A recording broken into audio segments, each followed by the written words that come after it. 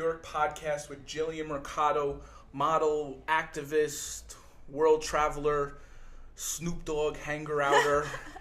So tell us a little bit about yourself, what you do, so on. Hello. I'm a native New Yorker, born and raised here. Lived here my whole life. Not sure if I'm ever going to move anywhere else. And if I do travel, I literally come back here. And go, thank God. I come from Dominican heritage, so Spanish was my first language. Nice. And then I studied fashion in college, and now I'm in the fashion world as a model, professional model. Quit my 9 to 5 2 years ago. Okay. And now I can pay my rent, doing what I do. So tell me about that progression. Tell me how you went from, art school to aspiring to actually being able to, pay the bills. Well, it was an interesting and long journey. I'd actually studied marketing at FIT. Okay. So I wanted to be in the business part of it. I knew I wanted to be in fashion, but I didn't know, what I wanted to do specifically. And then during college, kind of FIT showed me, okay, you're going to be working in magazines. And I was like, great. I was a hoarder of magazines when I was younger. Okay. I collected way too much magazines. And my mom, being Dominican, she was like, 2 is enough. Having 50 is just ridiculous. Psychotic. Yeah. And so I worked at a couple of magazines like Allure and Veranda, which is a home magazine. And then very, very long story of a lot of fucking internships and just Devil Wears Prada all over again and again. I found myself meeting the artistic director of Diesel at the time. And he casted me for his Diesel Worldwide campaign. Wow. So that was 4 years ago, maybe. Okay. Now. So that was my first job, a worldwide campaign. So what goes into a worldwide campaign? Pardon me, I don't know a lot about the art world. No. So basically, the fashion world it's obviously clear. Yeah. Basically, it's they do a shoot, photo shoot, right? I was one of 26 models in the campaign. And since it's worldwide, so all the billboards you see in Times Square or around the city, that was around the world. Okay. So it's not like you traveling around the world, it's just the content was my distributed face. Around the world. Yeah. Got it. Around the world. Yeah. So I was people would send me photos of me in Japan, me in I don't know, random ass places and that I've never ever fucking been to. Now were you on social at the time? I was on social when Instagram first started, and nobody was "Ew, what the heck is this?" And then it just boom rocketed. But yeah, I was on social. I was on Facebook primarily. Okay. When Facebook was popping. Now I don't know what is going on Facebook. A lot. There's a shift. Yeah. But yeah, I was on Facebook and I was on Twitter at that time. So that's where I primarily got all the messages and the tags and all of that stuff. But yeah, so it was all around the world, and that was my first gig, my first job in the world, and from there it kind of took off. Because if you know me, I'm the kind of person that's super fucking determined and slightly stubborn, but that just has to do with my sign. But anyways, I was all right, I'm here, right? This is really fucking cool. The campaign went viral online. And then from there, I got to go on the Today Show. Okay. Which was very interesting. And then when that happened, I kind of felt like I had the responsibility to take it to the fucking next level. Okay. And I was all right, what's the next level? And I was talking to my friend, and he was why don't you just get signed by a really big agency?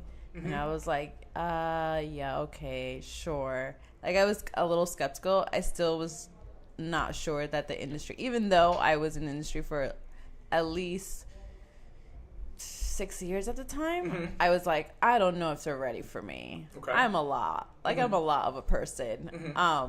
And he was just fucking do it. I mean, if the worst comes to worst, they say no. Right. And I was okay, facts, true.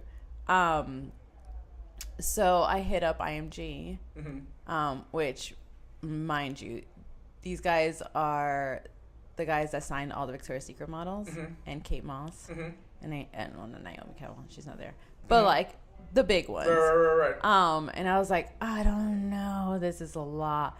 And so I did. I met with them, and I was like, fuck it, I'm just gonna send them to this. So I like messaged the president.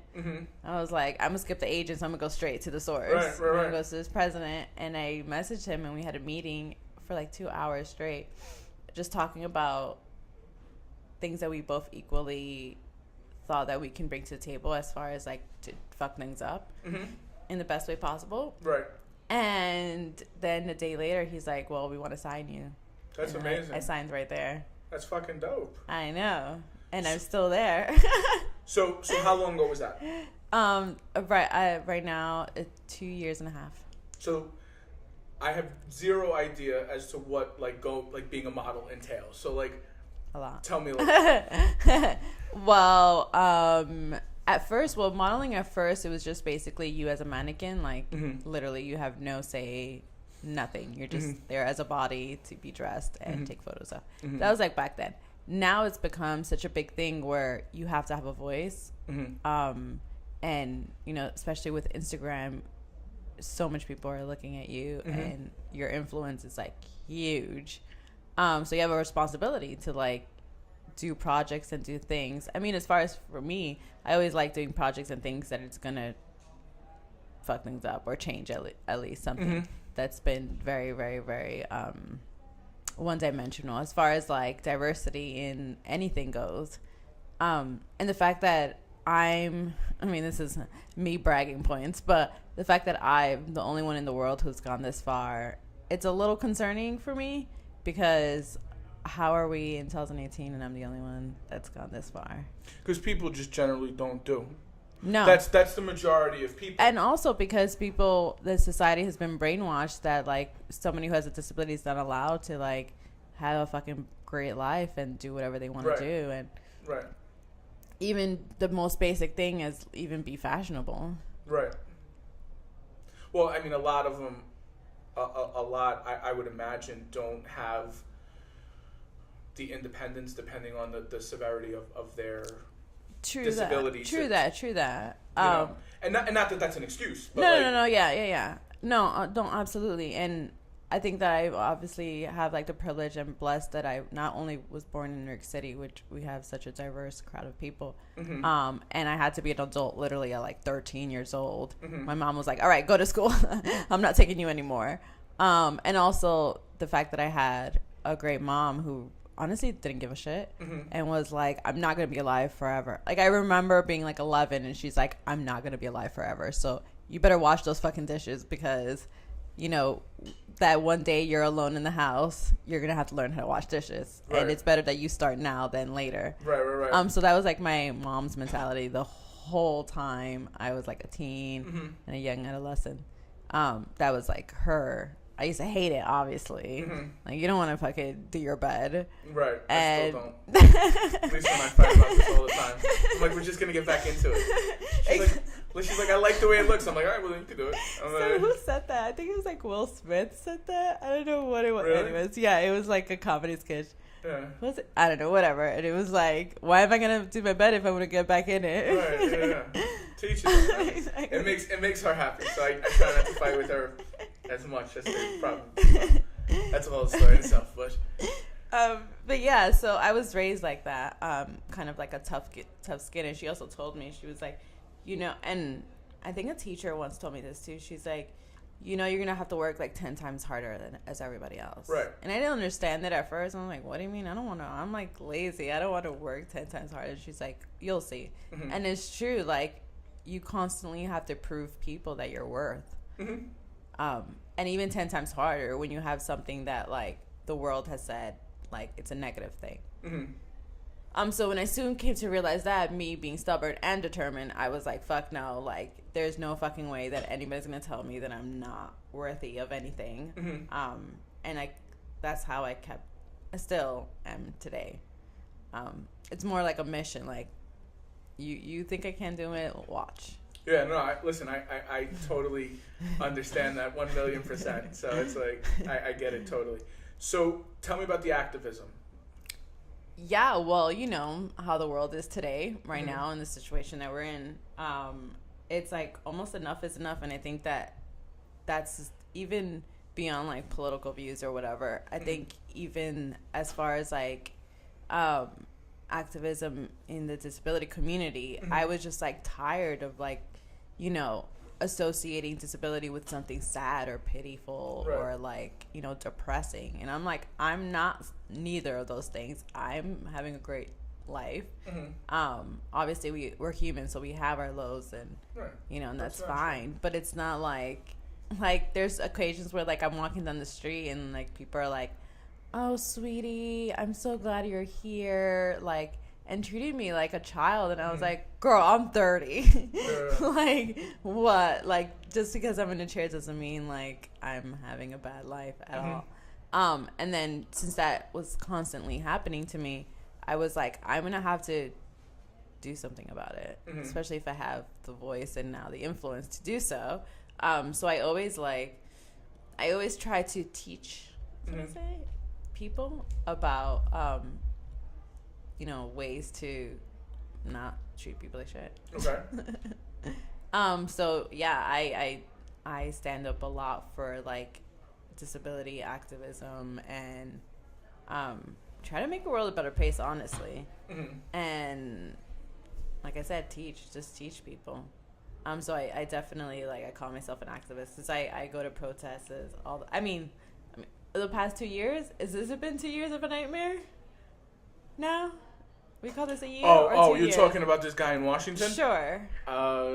January's It 2 years. feels like it's been 10, but I have not gone to more protests in my life than the last almost 2 years. Do you see being like the strong Latina in a wheelchair in that environment having an even larger impact? Well, I have a larger audience. Right. Well, right? that's also part of it. You know, with 80,000 followers on Instagram, you're bringing. I just got 80,000 followers. I saw that. You're bringing. I mean, obviously, you're bringing a lot of attention and views and so on to it. But do you see people more attracted to your personality or the chair? I think that people started at the beginning to notice my chair before me, and then because I'm a Latina and we essentially don't give a fuck, and I'm also from New York, so that's like double whammy. And I'm a female, that's like third. It's like 3 layers of like no fucks giving. Right. People kind of take it. It's like that Cardi B effect where like people are like, I whoa, what is this? But like I'm intrigued, like right. Whoa, but like I want to know more, kind of thing. It's more curiosity, and I think because I literally don't give a fuck, it's not a show. This is exactly who I am. Yeah. I think that people, I want to say, wish that they were like that as well, but are afraid to be that and to let themselves go.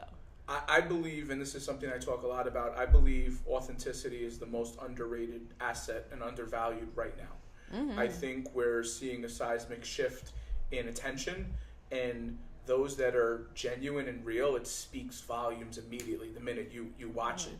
I mean, it's like if you think about who you scroll, or who any of us scroll through on stories or Instagram or Facebook, wherever the hell we are, like who are actually spending the time consuming are those that have something real to them. Yeah. Whereas those that are scripted, pretending, right? Yeah. Like they're still getting a little attention now because the market's still there. Sure. But I see that continuing to dwindle down to almost nothing. I think we're going to have a time where we laugh at the fact that you watch TV at a certain area because that's where the stream came into the TV. Like, Cooper's definitely going to be like, what, Dad? And I get it. I mean, I love technology. It's amazing. I mean, the fact that we can do this and all of this fits in a bag, and you know, we take this anywhere, and we've done stuff in like artist studios and people's houses. That's awesome. Where else? We did one in a coffee shop. We did a 420 special the other day. Yes. In a coffee shop in Brooklyn. Oh, I see. You know, I think realness is. I think you're gonna see in coming years realness be like the main factor in like what makes people who they are? Yeah, I mean, that's what you want to see. I agree. I follow people who are most authentic to themselves. Like, I literally skip people who I'm like, okay, this is obviously a setup. This is boring. I don't want to see this. Right. And I will literally unfollow you the second that turns. Right. Because it's just like, I don't have time for that. Right, exactly. And our attention spans are so short, we're just like, fuck it. Now, yeah. Now I'm like, I remember when we would watch like 10-minute videos on YouTube and still be fine. And I remember telling my sister, I was like, oh my God, you have to watch this video. And I think it was like 2 minutes long. And she's like, Jill, I have no time for this. And I was like, what are you doing that you have no time for a 2-minute video? She's like, if it's not 15 seconds. I was like, the fuck is Instagram doing with our brains? Yeah. I mean, we're definitely shifting. There's no question about that. So, New York, you've been here your whole life. Yes. So this is one question I ask everybody. Tell me. Do you see yourself dying here? Yeah. Yeah? Yeah.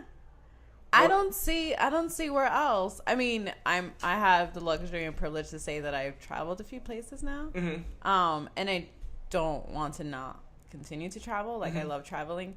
But there's something about New York that, I don't know, it's like a feeling when you touch down, like the plane touches down to New York and you're like, I'm here. And it's just like, I don't know. It's just like, I've been happy. I've had every emotion in the city or in the streets for that matter. Like, I've cried my eyes out in the streets once. I've like laughed in the, like everything I've done in New York City. And it's what I call home.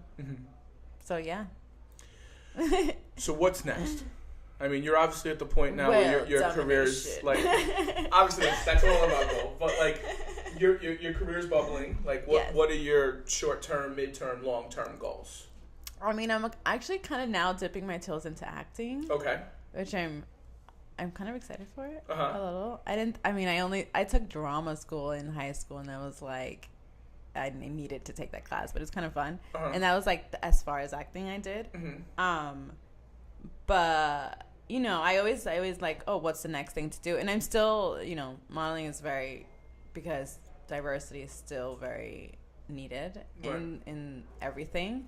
So it's still going to be my number one priority, to get myself as much places and to make a path for like other people who didn't think that this was even a possibility, and go like, no, this can be a thing. You can do it. It's a struggle.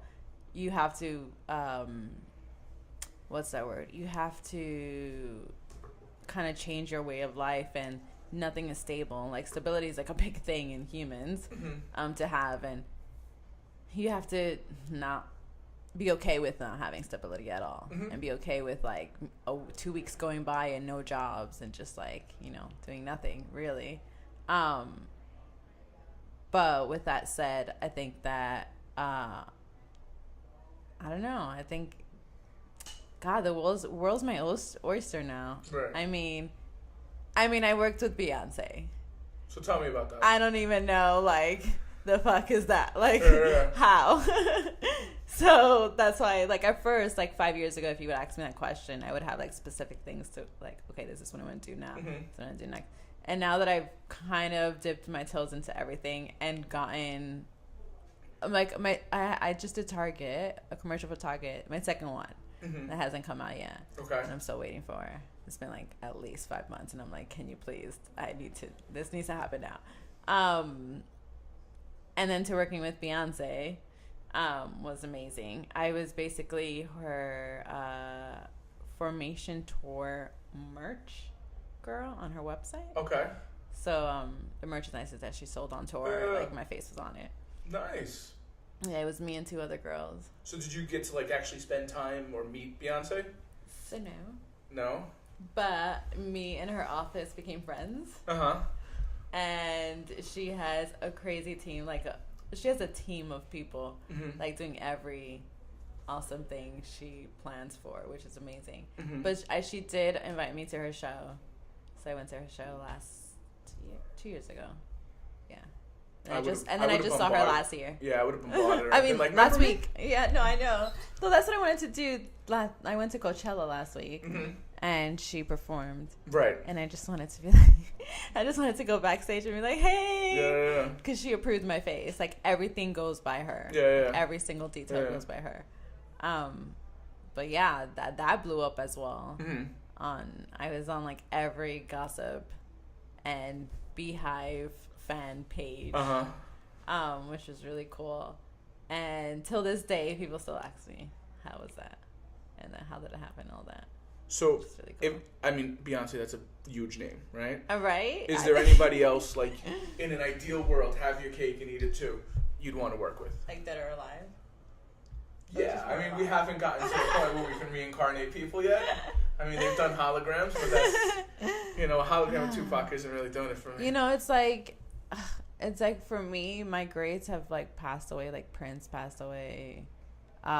In the fashion world, Alexander McQueen passed away, and he was literally one of the biggest reasons why I even entered the fashion world, because he understood inclusion, and it was a lot of like artistic work that he put himself and creative work in every show, and like every time you would see his clothes. I mean, I can talk about this for hours, but he like understood what it is to like be a fashion designer and include everyone, and you felt included in everything, even just watching it. So help me here, because this is one area that I've always had difficulty in, right? Tell me. So I watch these fashion shows, right? Yes. And to me, the outfits are some of the most ridiculous things in the world that you would never see anybody wear anywhere. And you don't. So then what's the point? So it's more of a celebration of their work. Most of the shows, it's literally like telling you like, this is the pattern that I'm going to put the collection with. Yeah, so you probably were watching a lot of couture shows. I mean, just in general, like, I mean, to be honest, for me, like, because, like, I don't watch much of anything, so it's like stuff in passing, and I'm always like, when you see something, it's a 6-cent snippet of 3 or 4 people walking, and I'm like, what the fuck is this? Yeah, they usually don't. It's more for like, I mean, a lot of the outfits are pulled, which means like they're borrowed for celebrities and for like their concerts and stuff. But like for mainstream media people, those outfits are never on the set. It's more like Tommy Hilfiger, like every piece in his runway will be in the store. Right. Or like Ralph Lauren would definitely, like, this whole thing would be in the store and you can buy it tomorrow. But the more extravagant shows are definitely more of like this is my celebration of my art. Which parties are more fun to go to? Which parties? Yeah, like the Tommy Hilfiger, Ralph Lauren, like script, like, or like the fancy bougie ones. Oh, ooh, interesting. So I love the fancy bougie ones because I'm that bitch who like low key is like criticizing everyone in my mind, and I'm like, really, bitch, you really had to be wearing that outfit in this fancy party. And it's like, I like being that fly on the wall. I think I've always been that way. That fly on the wall where like nobody sees, but I'm there and I know all the gossip of everyone, and I can pretty much blackmail everyone in this party. So they're both entertaining. I love the other ones because, it's like a little family reunion and you see everyone from either the industry or friends or whatever, and it's more chill. But the most fun is this one that happens almost every year in September called the Harper's Bazaar Icon Party. Okay. And it's always at the Plaza Hotel. And you bump into literally every famous person you can even imagine or think of. So like Rihanna, I almost ran over Jim Carrey. Literally with my chair, I almost ran over him. Nice. And this was when he had that episode, and everybody was like, "Is Jim Carrey I don't think it's losing an episode. it?" I think he's just woke. Yeah, I think so too. Yeah. I was at that party that he was at. And also he was filming this documentary for Netflix, so he definitely was like embodying that personality or whatever. But yeah, that party is really, really cool because it's almost like a your pinch yourself moment where you're like, I made it this far. So we gotta crash that party. Yeah, totally. We're gonna sneak in. Oh, I'll give you the secret entrances. There you go. Like, you don't know who I am? What do you mean?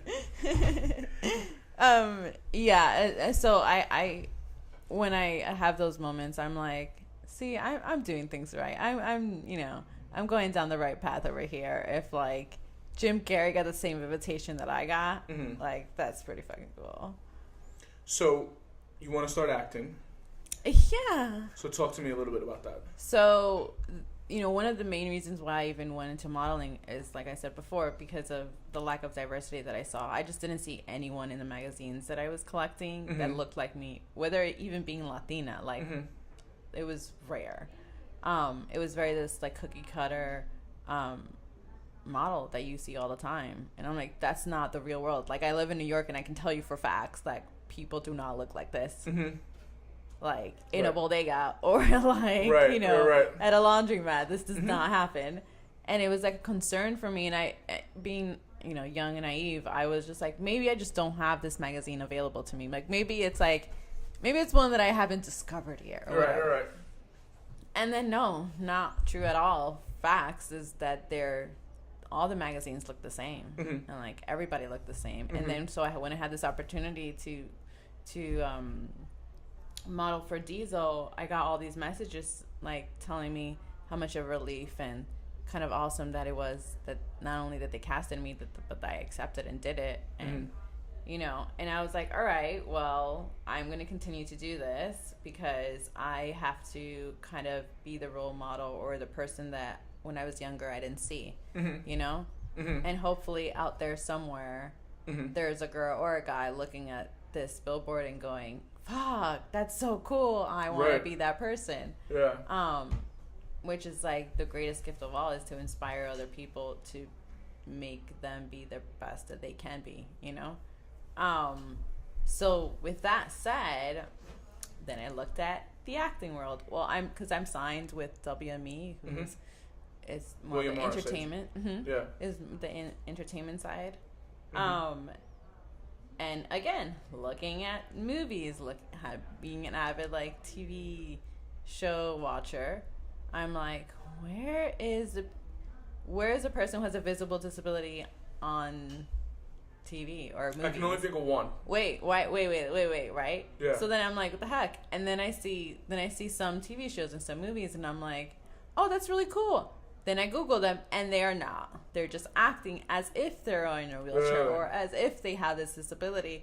And I'm like, you bitches couldn't find someone who had this disability that you didn't have to pay an extra acting coach to teach this person how to be this. And that kind of really aggravated me. Like, I love the movie Theory of Everything. And I think he did a great job acting like the late... wow, I totally forgot his name right now. What's his name? The scientist who died, who's in a wheelchair. Oh my God, this is so embarrassing. Hawking. Stephen Hawking. Yeah. I'm sorry, Stephen Hawking. Sorry. I love you so much. But he did a great portrayal of him, and it was beautiful, and he won an award, blah, blah, blah. But then I'm like, but you couldn't find anybody who actually had this? Okay, this makes sense. Sure. Then there's a lot of cases like that where like they're just not, it's not as big as I wanted it to be in the media. So I recently went to Los Angeles. I just got back actually Friday, and I was talking to a company, and I was telling them that, and they're like, maybe you should be that person. And I was like, you know what? You are right, because I've gone this far with modeling. Right. Let's see what I can fuck up in the acting world. Right. So it's kind of like another one of my let's see what happens. Like, so what is the goal? Like you seem like you're fucking obviously Oscar. feature film, right? But like, is it time frame based? Like you want that to bubble in the next 24 months, or are you patient enough where the grind will get you there? Like what is, like, how do you process? Well, both. I'm a very, very, if any of my friends can tell you, I am so patient. I think I'm almost too patient, or the point that it's not normal to be this patient. Okay. And I know that things take time, and I know that for me, baby steps has definitely worked more, because I like to do it right. I don't like a 5 minutes of fame kind of thing. Like that I don't know why anybody would want that. I'm more of a long-term person. Yeah. So I definitely am bubbling things up. I'm like simmering things up right now. And I mean, my goal, honestly, is to work with Guillermo del Toro. Because I think that, like Alexander McQueen, he like understands. He like gets it. Especially because I kind of want to be a creature in his movies. That'd be really, really cool. Like, can you imagine? I just like, oh my God, it would be amazing. If he's also signed to my agency as well. So, so what has the response been from William Morris? And like, they've been what of the great. response that they've gotten, then obviously from the industry as to you going down that road? Well, so they've known me for 2 years now, so they know my crazy self, and they know that I do not back down. Like, I am a very persistent person because I know I've gotten to know my worth, and I think that a lot of people have a difficult time getting there. And I definitely know what I can do, especially because, again, to brag but not to brag, everything that I've touched has gone viral, just like this podcast will. Gosh. I love it. I can use it right now. I'm actually fighting with Instagram as we speak over views. I promoted a bunch of videos, spent a bunch of money, and they've lost 95,000 views. They're like, we can't account for them. I'm like, okay, then don't charge me for them. Wait, how? Okay, that needs to change. Listen, to be honest, like, part of me is upset, but at the same point, I don't give a fuck. Right. Because I look at it similar, like very long term, and like to me it's relationships. It's like while it'd be nice to look at it when it gets to 250,000 views and 1 million views and so on and so forth, like, it's not going to change my fucking world. It's just going to be another bragging point to be like, yeah, all right, well then I got this video that has. Yeah. But then for me it's just like, how many videos can I do that'll have 1 million views, and then 1 million will become like nothing, right? You know, and then it'll be like, all right, well let's get to 10, and then the goal is to get as much views as that, like those like Vine stars get. And you're like, really? So outside of modeling and being a badass, like, what do you do in your free time? Like not work, like what keeps you going? Like, what are you passionate about? Oh, gee. The thing is, like, my work is not work. My work is like, I don't feel like it's work. Okay. It's like something that I actually have fun doing all the time. Even not sleeping, I'm just like, this is part of the job. Right. Other than that, I mean, I'm blessed that I can travel. I love traveling. I love like meeting new places and people. I'm a very good listener, so I just love like hearing a bunch of stories from do you find the rest of the world more or less accepting of those with disabilities?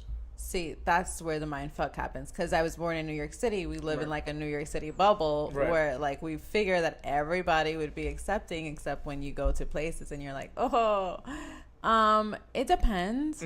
I think the most interesting, as my mom would say with my friends, she's like, you have interesting friends. I think the most interesting place that I've been to was Poland. Okay. And Poland not only was, I'm pretty sure, the only like even more darker skin than everybody else in that place, but disability is very frowned upon.